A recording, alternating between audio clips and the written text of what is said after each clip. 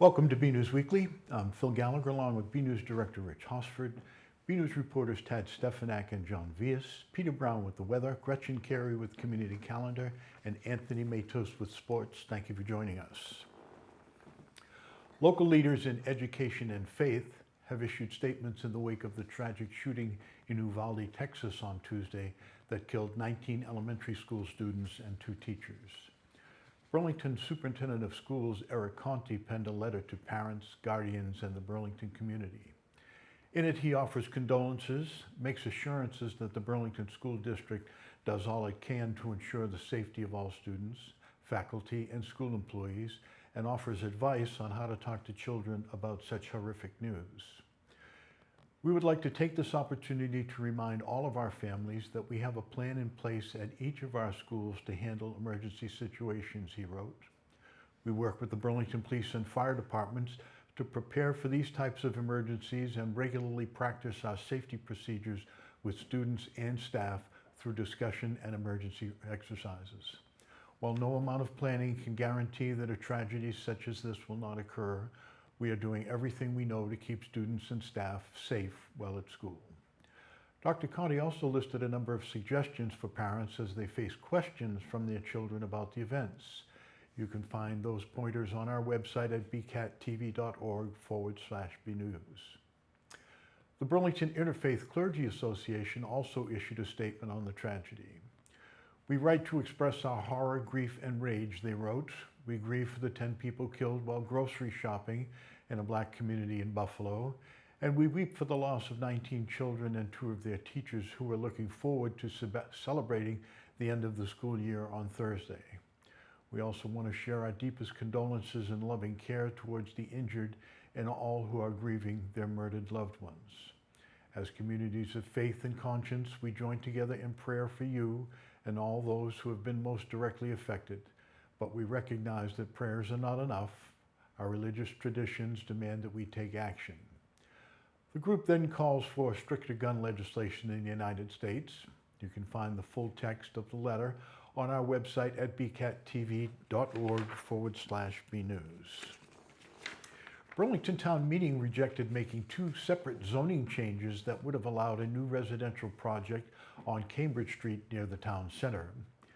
Developer Navoya Ventures put forward plans to build an 82-unit condominium project at 135 Cambridge Street, the location of the former Rogers Piano, and 3 residential homes which were adjacent but closer to Bedford Street, 2 of which are currently abandoned. The project would require a vote by town meeting to allow for a project of this kind on the site. The property sits in the town center overlay district, and in order for it to go forward, they would need a rezoning change to allow for the creation of a town center multifamily subdistrict. Article 35 of the warrant proposed the creation of such a special zoning overlay to allow for a project of this type in that district. Article 36 was to allow the special town center multifamily subdistrict overlay to apply to this specific project. This requirement is set out in Article 35 to ensure that any similar projects in the future must also come back to town meeting for consideration. In arguing for the project at hand, Peter Carbone, a principal with Navoya Ventures, said that the proposal was, in his opinion, a better option for what could be built there without a zoning change. He pointed out that as of right now, based on the size of the parcel, a nearly 30,000 square foot retail space could be built by right that would bring in more traffic than the condo project he was proposing. Carbone also said the proposed condo building would be an aesthetic improvement over what is currently there, and the project is in line with the town's master plan. Those who spoke in opposition raised a number of concerns. These included increased traffic in the area, and that new developments could put further strain on the school system by introducing new students to the district. Still others said that the town should have more control over the planning process for projects like these, and resented being coerced by the argument that if the project was not approved, a retail location would be inevitable. Here is member John Eiler. The biggest argument I've heard for this is that you can do retail development by right in this area, And if that's done, it'll be tragic because, vast amounts of traffic and all these other issues that we don't want to have at that site. And it certainly would be worse from that point of view. But I think as we look around town, I think it's unlikely that if this doesn't go through right now, that someone's going to say, gee, there's not enough empty retail space in town. I think I need to build more right away. I don't see that happening. There's not a rush here. So we can take time to be thoughtful about this. In the end, with a final vote of 45 in favor and 55 opposed, the article to create the proposal failed to pass. That vote made Article 36 relating to the proposed condo project moot, and the motion was withdrawn. The annual 4th of July parade is set to make its triumphant return in town this summer. During the evening of May 16th, town meeting voted to approve the transfer of $40,000 from the town's free cash to cover expenses associated with the parade. Typically, the 4th of July committee has only asked for town meeting to cover $20,000, or half of the cost to put on the parade and fireworks display. But this year they are asking for coverage of the total cost.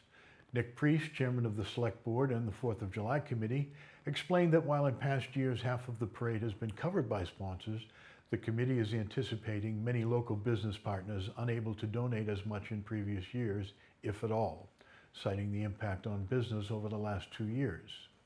The committee is still seeking donations, as well as participants in the parade and new committee members. The annual Board of Health Community Health Fair was held at the Town Common, full of organizations and businesses offering health advice, free screenings, and information to keep people healthy.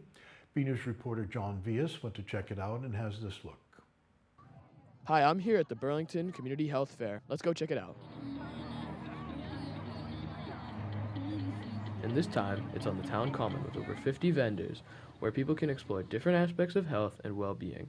I think it's a great way to bring the community together and give people information on health-related businesses in the area and different nonprofit groups.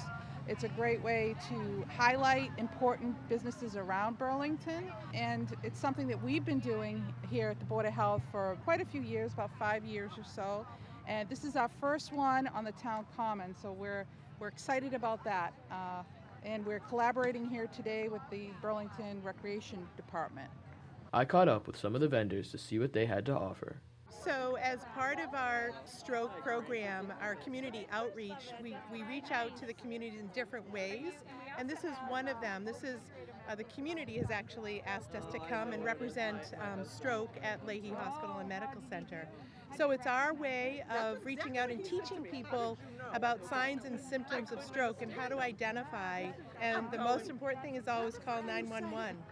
Tile Boxing Club is all about HIIT workout, meaning high intensive interval training. So we're trying to put as much of a cardio workout with like some old school boxing style, right? So we do teach people fundamentals of boxing so they learn how to throw proper punches, right? But they're also getting a pretty good workout out of it. Our members can burn anywhere from like 750 to 1,000 calories per workout, which is pretty awesome, I think.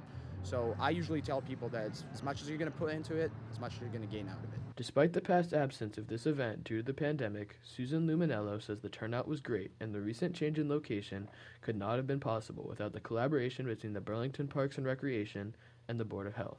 We didn't want to be in the gymnasium with a lot of people in close quarters and felt that it would have been better to hold it off. Usually we do it in March, so we pushed it out until May for the better weather. It's great to be outside, so we thought that this would be a great way to still be able to have our event and keep everyone safe. When you walk around, you'll see that there's a ton of people here. Collaboration with the Burlington Rec Department has been great. They are doing their fitness crawl for adults and children, so we have people coming out for that, people coming out for the vendors and the free raffle tickets and all of the things we have going on here today. Well, that was a lot of fun. This is Ethan Doré with BNEWS Weekly. Yes, that was Ethan Doré, not John Vias. Ethan's a member of BCAT's Video Voyagers. On Wednesday afternoon, members of the Burlington Boys and Girl Scouts, along with their families and other volunteers, could be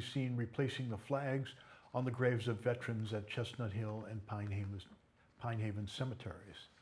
This is an annual ritual done in preparation for the town's Memorial Day ceremony, set for Monday morning and hosted by Veteran Services.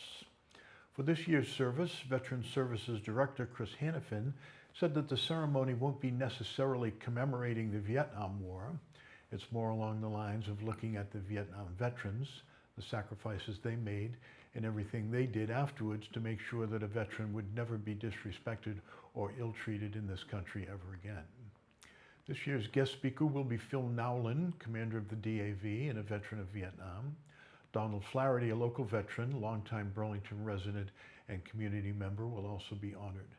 The ceremony will begin at 10 a.m. on the morning of Monday, May 30th in the Veterans section of Chestnut Hill Cemetery. The Burlington Area Chamber of Commerce conducted opening ceremonies for VO Med Spa, offering medical-grade skin care for everybody. BNEWS reporter Tad Stefanak went to check it out and has this report. The Burlington Area Chamber of Commerce is cutting another ribbon, this time at VO Med Spa on Mall Road. VO Med Spa is a medical aesthetics clinic, and we provide value in ourselves, which is what VO stands for. We provide medical aesthetic treatments. It's a brand that really allows you to be yourself when you come in. The team here has decades of experience, and it shows really how committed they are to every guest and their journey with self-care. It's pretty incredible. I have roots in Burlington. I was the franchise owner of Orange Theory Fitness right down the road. We were very successful within the market, love this town. We do the hydrofacial. Microneedling is one of my favorite treatments. We also do the M-Sculpt Neo if you want to do some body contouring, Botox, and filler. Even if you wanted a little pick-me-up, a little perk for your lips, we do that as well. The prospects of this place and how it's grown and new businesses that have come in, I've just planted roots here and I love it. It's for everyone, men, women, whoever wants to come in and feel great and look amazing. About 20% of our clients are male. The social taboo of neurotoxins, which are often called Botox is the brand name, the social taboo has decreased over time. If you're looking to enhance your aesthetics or you're just looking for a place to feel more comfortable about yourself, we're here to provide and answer any questions that you have. From VO Med Spa, I'm BNews reporter Tad Stefanak. Burlington town officials are urging residents to contact the MBTA in regards to proposed route changes the Transportation Authority is proposing as part of a system-wide redesign of its bus network. The MBTA is calling the program the Bus Network Redesign, which is part of the broader $8 billion Better Bus project, and says the new proposed routes, based on surveys and studies it has conducted, are designed to keep up with the times and offer the best service. According to the MBTA, the route design will provide commuters with 25% more bus service and 70% more weekend service. It also states 275,000 more residents would be near high-frequency service. However, the changes will impact different places in unique ways, and the MBTA is seeking feedback from riders who will be impacted. In Burlington, the proposed route changes include removing bus 354 and making alterations to the route of bus 350. It also includes adding a route of bus 94 to cover parts of town along Middlesex Turnpike. The MBTA is holding a series of online public meetings to provide information about the changes and solicit feedback from residents. There is one scheduled for June 28 about the Burlington and area routes. There is also an online survey residents can fill out by answering questions about their bus riding routines and needs for service. You can find the link to the survey on our website at bcattv.org/news. Nearly 30 Burlington residents have made it to nationals for the annual National History Day, an opportunity for students to have their voices heard on topics and issues most important to them through different mediums as a documentary or written presentation. BNews reporter John Villas files this report. Nearly 30 students at Marshall Simons Middle School and Burlington High School have advanced to the state competition for National History Day, with thousands of students across the world researching facts and creating projects on a meaningful topic in a specified format, giving students a chance to excel at what they want to do. It's run with the Smithsonian and the Library of Congress, and every year they are given a theme, and students can pick any topic they'd like within that theme. There are 3 different levels of competition: the districts, the states, and then nationals, which is really internationals. And it's an amazing program. So that was the state's competition. We went there and some judges at their high school in Winchester, and the judges watched our documentary and then they did a short interview with us. Then they judged us and all the other groups, and we came out with second place for a junior group documentary. This year's theme was Debate and Diplomacy in History and Successes, Failures and Consequences. These students are hard at work, some individually, others in groups, on independent documentaries on topics and issues that interest them the most. The After School Club meets every Tuesday afternoon at the MSMS library to prepare for the competition, writing thesis statements, along with learning research and analysis skills. The first time around, it took me about a week to write the script, a week to edit it and record, and then another week for editing. And that's given like a 10-minute script. As the process continued, it took about 2 weeks, one for editing and one for editing the video together. I'm working on an individual documentary about the consequences of anime westernization and how that impacts a show overall. Our documentary is on music censorship in the 1980s and the Parents Music Resource Center. While it usually takes place at the University of Maryland, the competition remains virtual for the year of 2022. And because districts was virtual, here we opened this up as almost a Marshall Simons competition. And it wasn't being judged, but every student who participated had their poster or documentary or paper out and displayed, and we had a huge turnout from the teachers here. We had teachers, parents, some school committee members able to come by. It was very nice. It was really nice that everybody got a chance to see how hard they'd been working. We'll sometimes talk to the high schoolers, many of whom still participate, and when it comes time to, a teacher says, all right, you need to write a thesis statement, people are panicking. These kids know what a thesis is, and they can probably write it in their sleep by this point.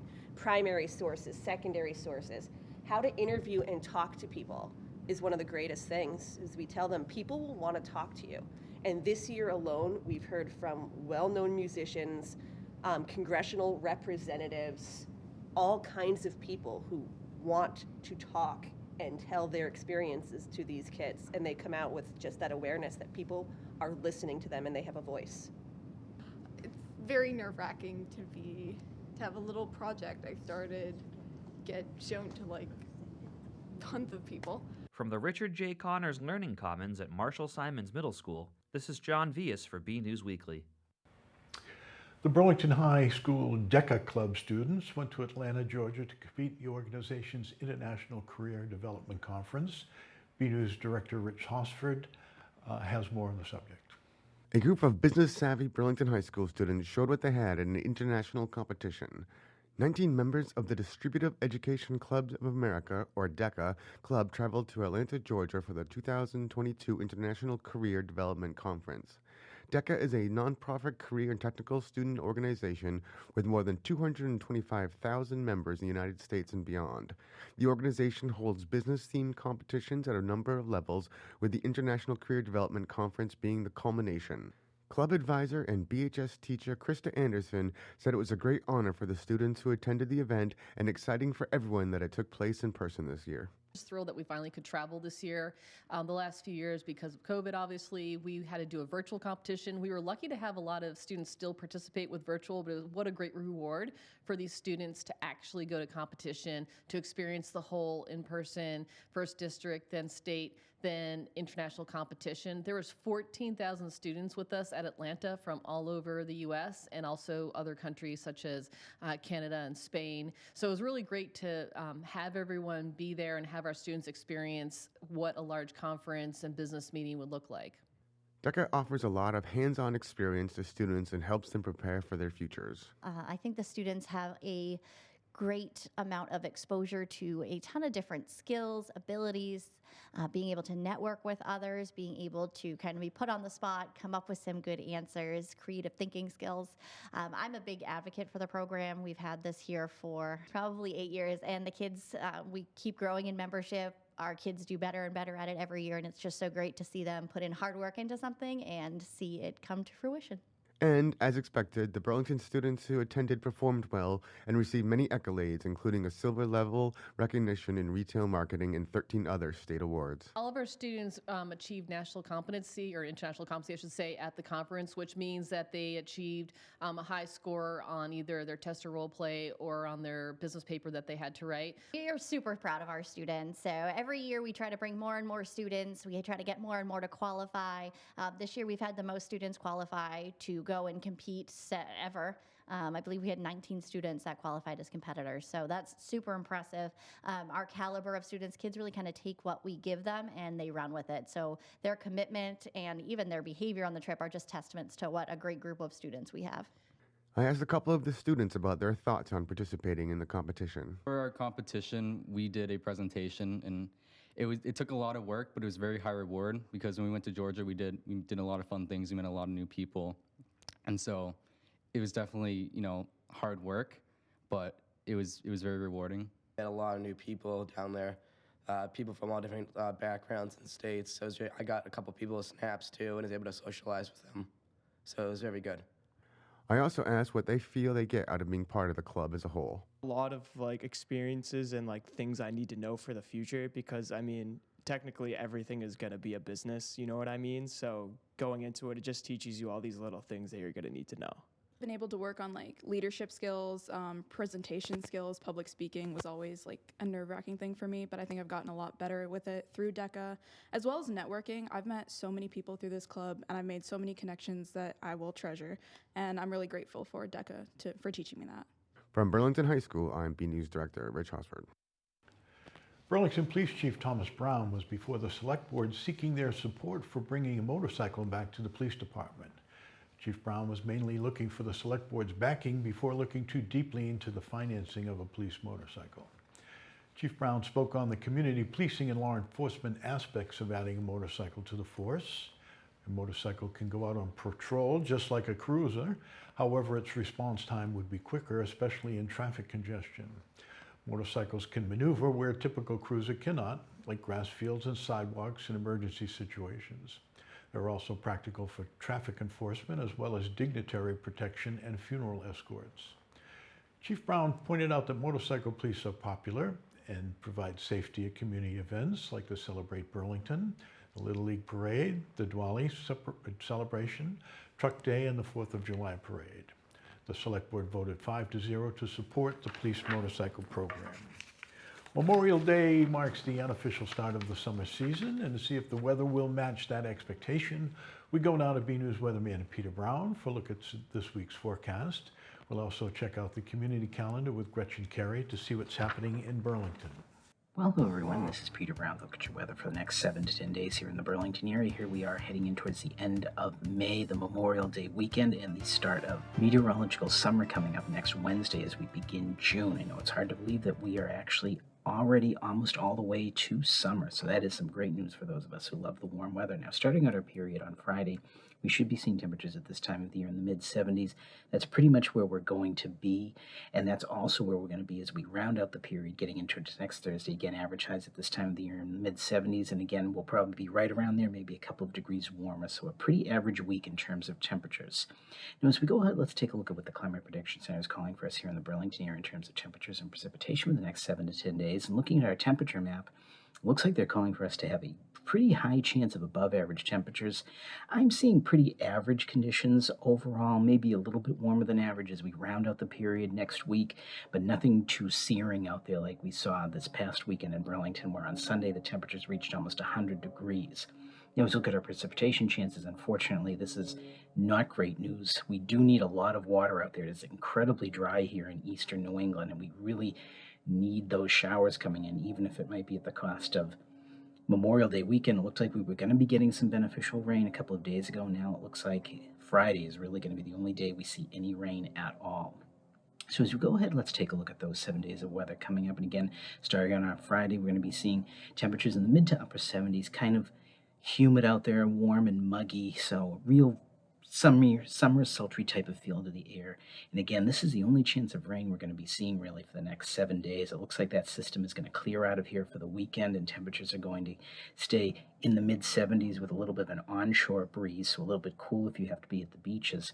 And then as we round out the period, getting into the rest of the week, looks like it's going to be pretty average. Temperatures in the mid to upper 70s, maybe approaching 80 as we get towards the end of the week, and very little chances of rain out there.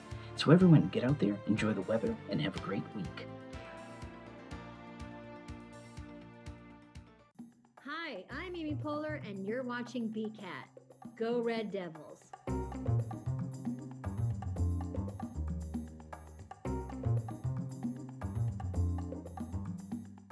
Hey everyone, I'm Gretchen Carey, and this is your community calendar. On June 4th from 10 a.m. to 2 p.m., Francis Wyman Elementary School will be having the annual carnival. Everyone is welcome. For more information, go to burlingtonpublicschools.org. On June 6th at 7 p.m., the Burlington Public Library will be having a Tween Mario Kart tournament for 4th through 8th graders. Registration opens on June 1st. For more information and to register, go to burlingtonpubliclibrary.org. On June 7th from 6 to 8 p.m., the Made in Burlington store is having an event called Craft and Chat Night. Everyone is welcome. For more information and to register, go to madeinburlington.square.site.